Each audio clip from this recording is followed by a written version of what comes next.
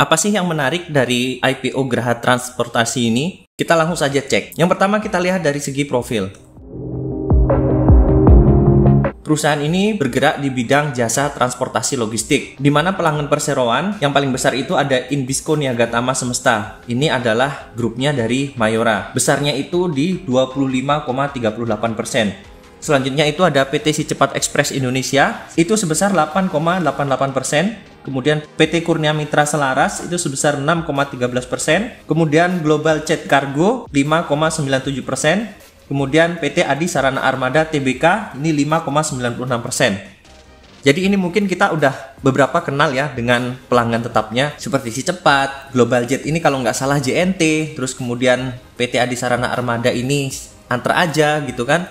Ini adalah perusahaan-perusahaan yang biasa melayani e-commerce.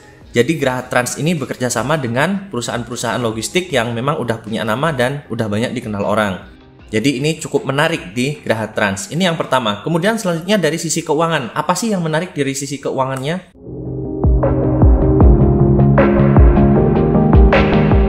Jika kita lihat di sini untuk kinerja keuangan secara year on year, di tahun 2019 dia mengalami peningkatan sebesar 8,2%. Lalu kemudian di tahun 2020 itu 16,5%. Dan di 2021 itu pendapatannya juga meningkat. Inilah yang membuat cukup menarik dari kinerja keuangannya. Lalu kemudian dari sisi laba bersih, ini di 2020 ini sempat menurun, tetapi kemudian di tahun 2021 meningkat. Lalu kemudian di tahun 2022 ini justru meningkat lebih tinggi lagi, yaitu sebesar 42,2%. Jadi ini kalau dari sisi keuangan cukup menarik karena terjadi peningkatan setiap tahunnya. Ya mungkin bisa jadi karena si Geraha Trans ini bekerja sama dengan perusahaan-perusahaan logistik yang udah lebih terkenal, sehingga dia untuk pendapatannya itu lebih baik seperti itu. Kemudian untuk rencana IPO-nya sendiri itu ada 3,72 juta lot atau sekitar 20% dengan harga penawaran di Rp100 sampai dengan Rp150. Biasanya seperti ini nanti harga terbentuknya itu di sekitar Rp100 rupiah. Dan itu akan sangat menarik bagi investor retail.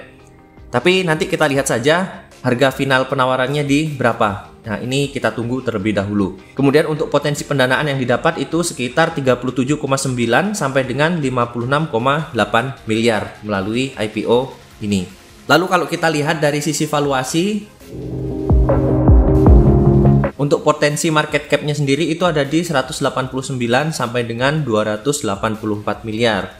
Kemudian kalau kita lihat di sini, apakah perusahaan ini mahal atau murah dari segi valuasi? Mungkin kalau kita lihat dari PBV itu memang terlihat murah ya, 0,8 sampai dengan 1,13. Tapi ini nggak bisa dibilang murah juga karena untuk perusahaan transportasi sejenis memang PBV-nya harganya rata-rata kurang dari 1 ya, sampai dengan 1,5 atau paling besar kalau nggak salah itu ada di 2. Jadi memang kalau kita lihat dari PBV untuk perusahaan logistik seperti ini itu memang kelihatannya murah. Tapi kalau kita lihat dari PE, ini sebenarnya mahal ya, karena ada di 16 sampai dengan 24 kali. Untuk rencana alokasi dana IPO sendiri, itu sekitar 36,8 miliar itu digunakan untuk belanja modal pembelian 38 unit truk.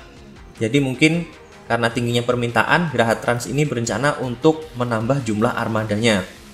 Dari total dana IPO itu sebesar 64,8%. Lalu sisanya, yang 35,2% akan digunakan untuk modal kerja perseroan, termasuk namun tidak terbatas untuk biaya pengiriman, servis, pembelian ban mobil, gaji karyawan, membeli GPS, pembayaran angsuran, dan lain-lain. Jadi kalau perusahaan transportasi logistik itu memang yang paling besar biayanya itu di pembelian ban ya teman-teman. Karena kan untuk truk ini kendaraan berat, sehingga ban itu dengan kontur jalan yang ada di Indonesia menjadi sangat-sangat cepat habis. Seperti itu. Itulah kenapa di sini disebutkan untuk pembelian ban. Karena ban ini adalah salah satu faktor yang menyebabkan pengeluaran perusahaan logistik itu membengkak.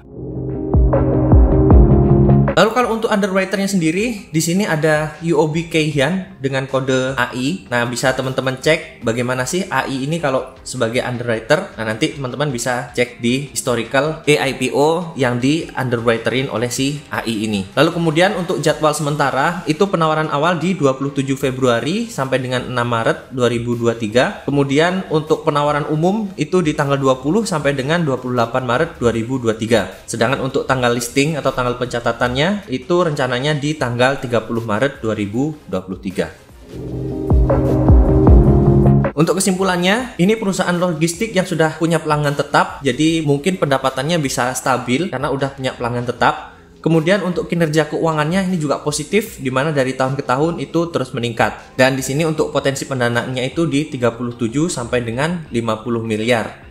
Di mana nanti untuk pendanaannya ini akan digunakan untuk pembelian armada, dan ini cukup bagus. Berarti dengan pembelian armada seharusnya akan terjadi peningkatan pendapatan.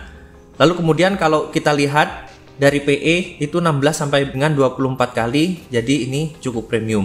Apakah teman-teman ikut untuk IPO kali ini? Silahkan tulis di kolom komentar. Suka dengan konten ini? Silahkan like dan subscribe. Sampai ketemu di pembahasan selanjutnya. Terima kasih.